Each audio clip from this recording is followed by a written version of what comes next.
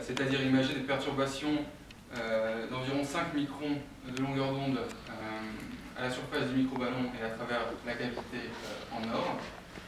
Et d'autre part, de comprendre les sources du mélange des matériaux dans la cible, c'est-à-dire imager les raies d'émission caractéristiques, donc de petits volumes du microballon. Quant aux expériences pétales, où là, le phénomène étudié est l'interaction de laser-matière à très haute intensité, il est nécessaire, pour bien comprendre cette physique, d'imager des structures de courant de retour, les effets des instabilités microscopiques qui vont se dérouler lors de l'interaction. Et d'autre part, donc le pétale et ces interactions laser-matière sont utilisées pour la radiographie ici du microballon dans des expériences de fusion. Donc ces deux expériences phares nécessitent, pour bien réussir, un imageur à haute résolution, donc permettant de visualiser de petites perturbations sur la surface du microballon, d'imager de petits volumes du microballon et des phénomènes microscopiques, et à haute énergie. Alors, haute énergie, qu'est-ce que ça veut dire? Pour bien comprendre le concept de haute énergie, il faut s'intéresser au spectre que l'on cherche à imager. Donc, si l'on essaie d'imager l'émission propre du microballon, donc qui est plusieurs millions de degrés, donc il va émettre dans le domaine du keV. Donc le spectre d'émission du microballon donné ici à la combustion, il est nécessaire d'avoir un imageur collectant un maximum de flux sur une bande autour du keV, donc de haute énergie. Dans le cas d'une imagerie par radiographie, des sources de radiographie utilisables sur l'AMJ pour l'imagerie du microballon ont des raies d'émission caractéristiques entre 5 et 15 keV. On gardera en tête la valeur de 10 keV comme étant le seuil séparant les X de haute énergie. D'autre part, sur les expériences pétales, on s'intéressera à l'analyse indirecte des faisceaux de particules chargées. Donc, ces trois points-là nous indiquent qu'il faut donc un imageur permettant de faire l'imagerie au-delà de 10 keV. D'autre part, il serait intéressant d'avoir un imageur monochromatique, c'est-à-dire faisant l'image à une seule longueur d'onde, de façon à, dans le cas de la radiographie, pouvoir remonter à des cartes de densité du microballon. Vous voyez ici un spectre simulé d'une source de titane, qui pourrait être utilisé comme source de radiographie, avec des raies proéminentes. Puis d'autre part, que ce soit pour la cartographie d'émission de raies ou l'imagerie du mélange des matériaux dans le microballon, il serait intéressant d'avoir centré sur une raie caractéristique d'émission. Alors, je parle depuis tout à l'heure d'un imageur. Qu'est-ce que c'est qu'un imageur? Eh bien, c'est constitué de deux sous-systèmes, un système d'enregistrement de l'image, qu'on appellera analyseur optique à la suite de cet exposé, et un système d'imagerie, composé d'un objectif et d'un système d'alignement, pour positionner cet objectif vis-à-vis d'une source et de l'analyseur optique. Donc quand on conçoit un système d'imagerie, il faut donner des objectifs de champ, de résolution, d'énergie imagée et d'ouverture. Pour le système d'alignement, il faut se donner des objectifs de précision de visée. Et puis, il faut garder en tête, lors de la conception, la maximisation du rapport signal à bruit sur l'image finale enregistrée par l'analyseur optique. Alors cet imageur, c'est un imageur qui a travaillé dans un contexte bien particulier, qui est celui du LMJ. Voilà un schéma à l'échelle de l'expérience de l'LMJ.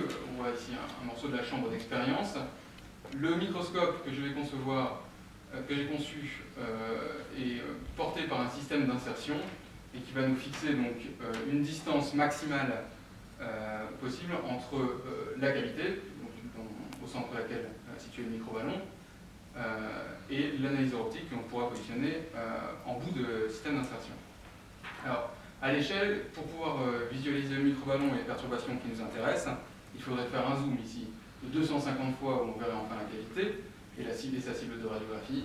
Et il faudra encore un zoom de 80 pour observer les fameuses instabilités électrodynamiques à la surface du microballon. Donc en termes d'objectifs, de caractéristiques, ça donne, donc, en termes de champ, un champ donc, permettant l'imagerie du microballon en fin d'implosion, c'est-à-dire avec un champ de 500 microns. Une résolution dans ce champ permettant d'imager les instabilités hydrodynamiques de Richmayer-Meshkov ou Grayle-Taylor, c'est-à-dire avec des longueurs d'onde autour de 5 microns, je l'ai dit, ce qui donne un objectif de contraste d'image de 50% à 5 microns. Mais ça, c'est la résolution totale de l'imageur. Donc il faut prendre en compte aussi la résolution de l'analyseur optique dans ce calcul. L'analyseur optique, donc on peut considérer que la résolution est autour de 50 microns, ce qui veut dire que l'imageur devra aussi travailler à un agrandissement supérieur à 10 pour pouvoir entrer dans cet objectif de 50% de contraste d'image à 5 microns. En termes d'imagerie imagée, j'ai parlé tout à l'heure de hautes énergies 10 keV. L'objectif que je me suis fixé dans cette thèse était de pouvoir imager la Rk alpha de l'argent, c'est-à-dire 22 keV. Et puis, on essaiera d'avoir un caractère monochromatique et adaptable à toutes les sources de radiographie pour l'imageur. D'un point de vue environnemental maintenant, puisque c'est un imageur qui travaillera pour le LMJ, la longueur du système d'insertion donne la distance maximale entre la source et l'analyseur optique 11,2 mètres. L'imagerie doit se faire dans un environnement radiatif perturbant. L'alignement, enfin, devra avoir une précision meilleure que 10% du champ, c'est-à-dire 50 microns. Il devra être d'une part rapide, puisque le temps d'utilisation du centre-champ sur une installation telle que la LMJ est limité, et d'autre part fiable, puisqu'il est hors de question de rater un tir lorsque les tirs sont si rares sur une installation telle que la LMJ. Alors, si on considère les imageurs X existants sur le laser gigajoule et sur son pendant américain, le National Ignition Facility, et qu'on les place dans un diagramme d'énergie couverte en énergie imagée en fonction de la résolution, on voit qu'aucun des imageurs existants ne permet de rentrer dans notre objectif de 5 microns de résolution sur une bande seulement de 0 à 22 keV. Et si on regarde un peu plus précisément en termes de technologie employée dans ces imageurs, que ce soit des monomiroirs, des anti-abus ou des sténopées, aucun de ces systèmes ne permet d'atteindre notre objectif. Donc il a fallu se tourner vers des technologies qui avaient déjà été mises en place pour d'autres installations de taille plus réduite. Et c'est ce que j'ai fait donc, en m'intéressant au microscope pseudo-Voltaire du CEA. Donc, le diagnostic s'appelle HRXI pour High Resolution X-Ray Imager.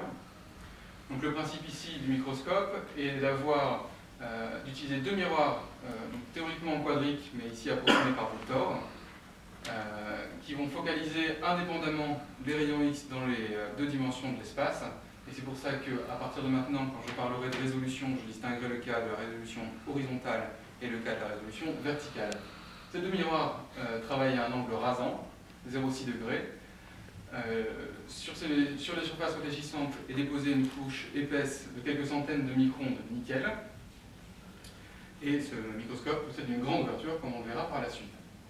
Si on replace ce microscope dans le diagramme de tout à l'heure, on voit qu'on s'approche de notre objectif, en termes de résolution en tout cas, et le champ, puisque le champ que nous sommes donné comme objectif est de 500 microns, et que le champ d'imagerie d'HRXI avec 5 microns de résolution est d'1 millimètre par 1 millimètre.